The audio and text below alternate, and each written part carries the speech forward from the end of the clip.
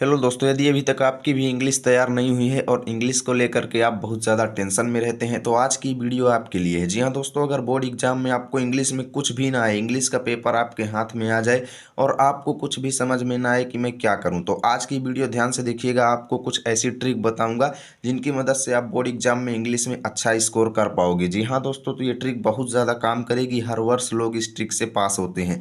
तो चलिए शुरू करते हैं, लेकिन हाँ, वीडियो को ध्यान से देखिएगा और एग्जाम में इस ट्रिक को जरूर लगाइएगा, ठीक है। अगर आपको आता है प्रश्न तो आप अपना उत्तर लिखेंगे, और अगर आपको नहीं आता है, ठीक है ना, जैसे कोई प्रश्न ऐसा आ गया जो आपको नहीं आता, आप कभी भी नहीं देखे हैं, तो वहाँ पर आप इस ट्रिक को ज़रूर फॉलो कीजिएगा। आपको बहुत ही अच्छा अंक मिलेगा।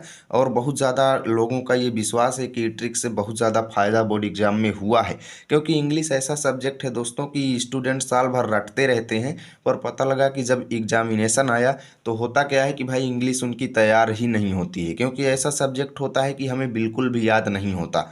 कोई भी कितना भी रटे तो कितना भी रटे, इतना बड़ा सिलेबस है क्लास 10th इंग्लिश का कि जल्दी कंप्लीट नहीं होता, ठीक है ना। ग्रामर भी बहुत ज़्यादा आता है। तो यहाँ पे देखिएगा, हम जो है एक कॉपी ले लिए हैं पीछे, ठीक है ना। ये कॉपी है और एक एग्जाम्पल के तौर पर हमने पेपर ले लिया है, ठीक है। प्री बोर्ड का पेपर है, खैर चलिए ठीक है, इसी में हम आपको एक्सप्लेन कर देंगे। मान लो कि ये आपको बोर्ड एग्जाम का पेपर मिल गया, ठीक है, मान लिए। अब देखिए, मान लिए हैं तो अब इसको हम कैसे सॉल्व करेंगे, ये चीज़ मैं आपको पूरा डिटेल में समझाता हूँ, ठीक है ना। जैसे देखो, हम बोर्ड एग्जाम देने जा रहे हैं, बैठ चुके हैं वहाँ पर। अब देखिए, हमें पेपर मिल गया, तो पहले ही क्या होता है, जो स्टूडेंट कुछ नहीं पढ़े होते हैं ना, जैसे ही पेपर उनको मिला भाई वो घबरा उठते हैं। सोचते हैं यार इतना बड़ा पेपर है, मैं क्या देखूँ इसमें, मुझे तो कुछ आता ही नहीं है, ठीक है ना, मुझे तो कुछ आता नहीं, तो मैं इस पेपर को क्या देखूँ। तो ऐसा बिल्कुल भी नहीं करना है, ठीक है ना।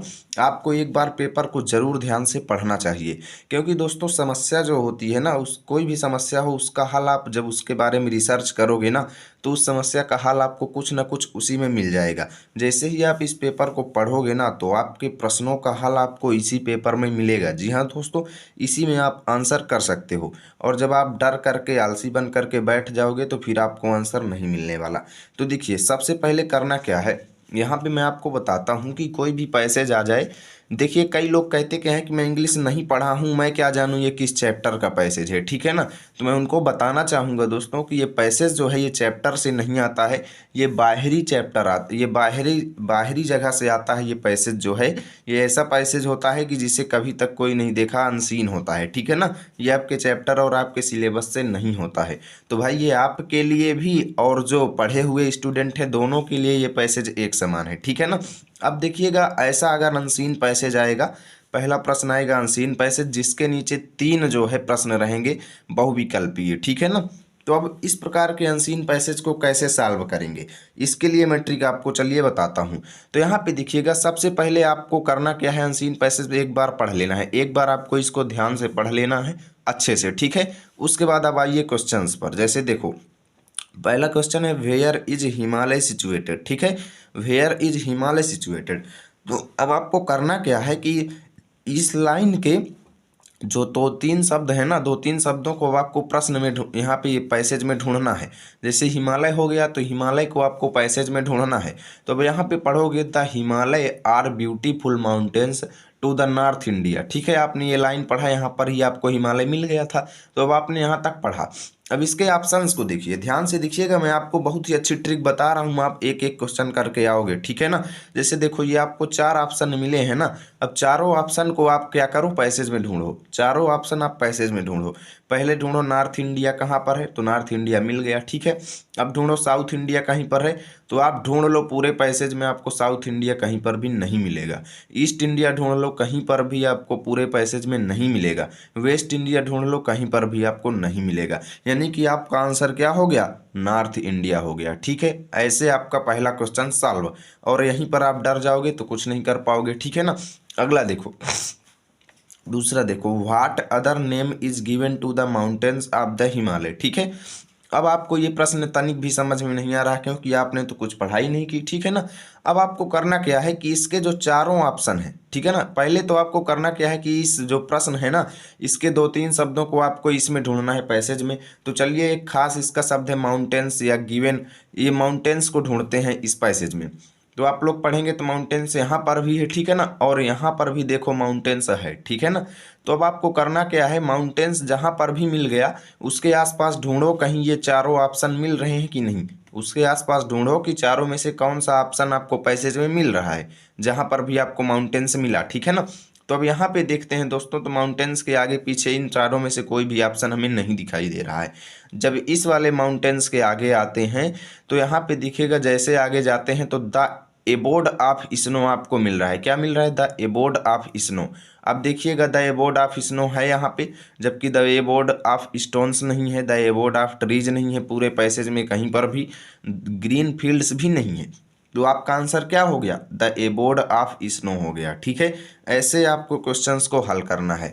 और देखिए इस पैसेज को सॉल्व करूं, फिर आगे अभी चल के एप्लीकेशन बनाने की ट्रिक बताता हूं और सेंट्रल आइडिया कैसे लिखना है। देखिए जो लोग कुछ भी नहीं पढ़े हैं, खास कर ये ट्रिक उनके लिए है। जी हाँ दोस्तों, जो लोग पढ़े हैं वो अपने हिसाब से करेंगे, ठीक है ना। जो लोग नहीं पढ़े हैं वो डर रहे हैं कि भैया हम कैसे पास होंगे, तो उनके लिए ये वीडियो बहुत ज़्यादा यूजफुल होगी एग्जाम में, ठीक ना। एकदम रामबाण का काम करेगी जो लोग कुछ नहीं पढ़े हैं। जैसे देखो, विच रिवर्स फ्लो फ्रॉम हिमालय।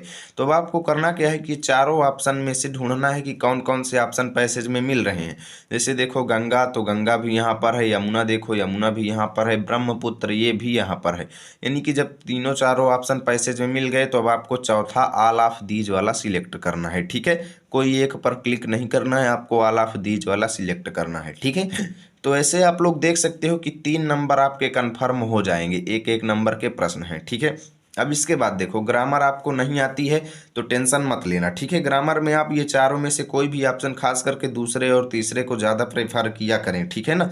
जो भी आपको समझ में आए लगा देंगे, ठीक है ना। क्योंकि ये देखिए निगेटिव मार्किंग आपके इंग्लिश के पेपर में होता नहीं है, ठीक है ना। तो अगर यहाँ पे जैसे ग्रामर की अगर आप पूरे छोड़ देंगे तो आपको क्या मिलेगा? कुछ भी नहीं मिलेगा, ठीक है ना। क्योंकि जब आप आंसर देंगे ही नहीं तो एग्जामिनर आपको कभी भी नंबर नहीं देने वाले, ठीक है ना। तो आपको कुछ भी दूसरा तीसरा या पहला तीसरा जो भी आपको समझ में आए कुछ भी लगा देना, ठीक है, ग्रामर में। उसके बाद देखो आगे की चीज़ों के लिए मैं आपको एक और अच्छी सी ट्रिक बताता हूँ, ठीक है ना। ये भी पूरे ग्रामर के क्वेश्चंस हैं, इनमें से कोई ना कोई लगा देना। अब यहाँ पे देखिएगा आप सभी के सामने एक फिर से पैसेज आएगा, फिर से एक पैसेज आएगा जो कि आपके चैप्टर्स का होगा। अब देखिए चैप्टर्स तो अभी तक आप कुछ पढ़े नहीं है, ठीक है ना। तो इस पैसेज को कैसे हल करेंगे? चैप्टर्स भी नहीं पढ़े फिर भी आप ये पैसेज हल कर लोगे। कैसे हल कर लोगे? जैसे देखो, इस प्रश्न को पढ़ो, पहले एक बार पूरा पैसेज ध्यान से पढ़ना, फिर इस प्रश्न को पढ़ो। The comrades of the author made him aware about, ठीक है। तो अब कॉमरेड्स शब्द आपको यहाँ पे ढूंढना है। तो देखिए मिला हुआ है, these comrades in the struggle that I learned the meaning of करेज, ठीक है। तो जैसे ही यहाँ पे कॉमरेड्स आपको जिस लाइन में मिला है उसके आसपास की लाइनों में ये देखिए कि चारों में से कौन सा ऑप्शन है। जैसे यहाँ पे देखो तो द मीनिंग ऑफ स्टारवेशन नहीं है, द मीनिंग ऑफ रिस्पेक्ट भी नहीं है, द मीनिंग ऑफ लव भी नहीं है, द मीनिंग ऑफ करेज है। यहाँ पर आप पढ़े हैं तो आपको I learned the meaning of courage मिल गया ना। तो बस इसी में आपको टिक कर देना है, इसी में, बस टेंशन नहीं लेना, बस आपका ये आंसर हो गया, ठीक है। अब देखो द वर्ड रिलीजियंस मीन्स क्या है। अब इस शब्द को यहाँ पे ढूंढेंगे तो यहाँ पर पाएंगे, ठीक है ना, यहाँ पर पाएंगे। तो यहाँ पर आगे पीछे देखिए, I learned the courage was the absence, ठीक है ना, फियर। यहाँ पे आगे पीछे जाएंगे तो यहाँ पे कुछ 4 ऑप्शन जो दिए गए हैं, ठीक है ना, इसमें से देखिएगा कौन सा ऑप्शन आपको यहाँ पे मिल रहा है।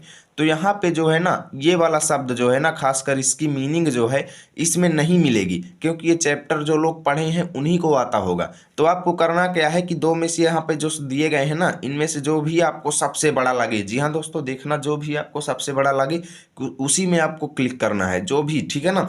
यहाँ पे देखिएगा, जब आपको ना किसी शब्द की मीनिंग पूछा जाए, ध्यान देना, खास करके मीन्स जब पूछा जाए, मीनिंग पूछा जाए तो उसमें ज़्यादातर बड़ा ही होगा, ठीक है ना। तो आपको ये वाला लगाना है, ए वाला।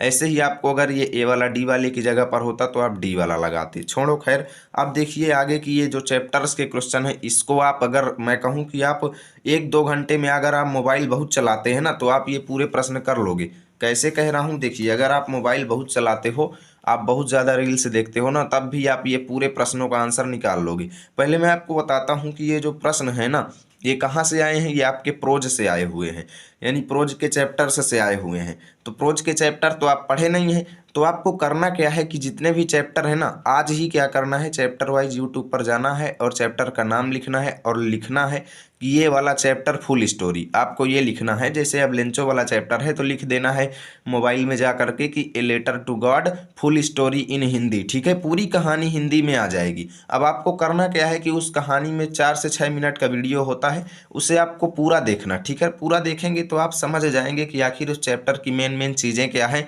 पूरा सारांश आप समझ जाएंगे। तो जैसे ये प्रश्न पूछेगा कि how much money did Lencho ask for, तो जब आप वो वीडियो देखे रहेंगे तो उसमें ये सब कुछ बताया रहेगा कि लेंचो ने कितने रुपए की मांग की थी 100 पीस सोच की। ठीक है ना, तो आपका ये आंसर हो जाएगा। तो आपको करना क्या है, बहुत खींच के आप 2 घंटे में, जी हाँ दोस्तों, बहुत खींच के आप 2 घंटे या 3 घंटे में इंग्लिश के प्रत्येक चैप्टर की फुल स्टोरी की वीडियो देख लीजिए। फुल स्टोरी की वीडियो जैसे ही आप देख लेंगे ना, फिर आपको चैप्टर पढ़ने की ज़रूरत नहीं है। ये जहाँ पर जितने भी आपके प्रोज से और पोट्री से और सप्लीमेंट्री से जो एमसीक्यू आएंगे ना, आप धड़ाके से कर दोगे इनको एग्जाम में जा करके। ठीक है ना, तो अभी अभी जाना है और तुरंत आपको फुल स्टोरी की वीडियो देखना है। उसके बाद देखो, अब आइए बात करते हैं कि अगर ऐसा आपको एक्सट्रैक्ट यानी स्टैंजा मिल जाए तो इसको कैसे सॉल्व करेंगे। तो सबसे पहले स्टैंजा पढ़ो, जैसे the fog comes on little cat feet, it sits looking over harbour and city on silent haunches and then moves on. ये आपको मिल गया। अब आइए देखते हैं क्वेश्चंस पर। जैसे देखो, who is it in the above lines, तो अब आप यहाँ पे देखिएगा, तो the fog comes on little cat feet, यानी फॉग की चर्चा हो रही है और दूसरे में इसकी जगह पर सर्वनाम यूज कर दिया गया है। ठीक है ना, इट सिट्स लुकिंग, तो यानी कि इट यहाँ पर किसके लिए यूज हुआ, फॉग के लिए यूज हुआ। ठीक है ना, तो बस आपको करना क्या है, फिर आपको खुद सोचना है यार, मैं आपको बता दूं, आपको खुद सोचना है कि जब इस पैसेज में, इस स्टेंजा में चर्चा फॉग की हो रही तो यहाँ पर कट, सिटी और हार्बर क्यों आएंगे। ठीक है ना, कट और सिटी का यहाँ पर क्या काम है। ठीक है ना, ये सब फालतू में ही तो लिखे हुए हैं। तो बस आपको फॉग पर क्लिक करना है। अगला देखो, how does fog comes on, तो अब आइए ढूंढते हैं इस प्रश्न की जो लाइनें हैं ना, इसके शब्दों को आपको पैसेज में ढूंढना है। जैसे यहाँ पे स्टैंजा में ढूंढना है, तो the fog comes on little cat feet, the fog comes तो मिल गया। अब ऑप्शन देखिए, little dog feet, little rat feet, little bird feet, little rat feet, little cat feet,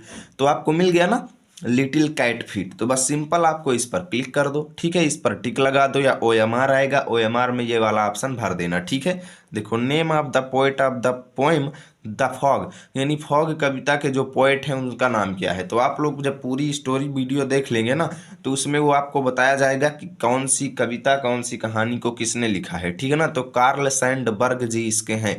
आप लोगों इतना तो याद कर लो कि किस चैप्टर के कौन लेखक हैं। ठीक है ना, तो इसका पहला ऑप्शन सही है। आप देखिएगा, ये यहाँ पर सप्लीमेंट्री से लिए गए प्रश्न हैं, इतने सारे 5 प्रश्न हैं जो कि सप्लीमेंट्री से यहाँ पर आए हुए हैं। तो आप अगर स्टोरी पूरी पढ़ लेंगे ना, ये स्टोरी वाली वीडियो आपके बहुत काम आने वाली है। जी हाँ दोस्तों, तो ये पूरा आप लोग एक बार इसको पूरे जो हैं, जैसे ही आप पूरे चैप्टर पढ़ेंगे ना, तो आपको ये सभी प्रश्न आने लगेंगे। इनमें कोई बाहरी चीज़ें नहीं पूछी जाती हैं, चैप्टर के मेन पॉइंट पूछे जाते हैं इन प्रश्नों के रूप में। ठीक है ना, तो वीडियो अभी देखना तुरंत, और वीडियो अच्छी लग रही है तो लाइक करना। ठीक है ना, अभी देखिए मैं एप्लीकेशन लिखने की भी ट्रिक बताऊंगा।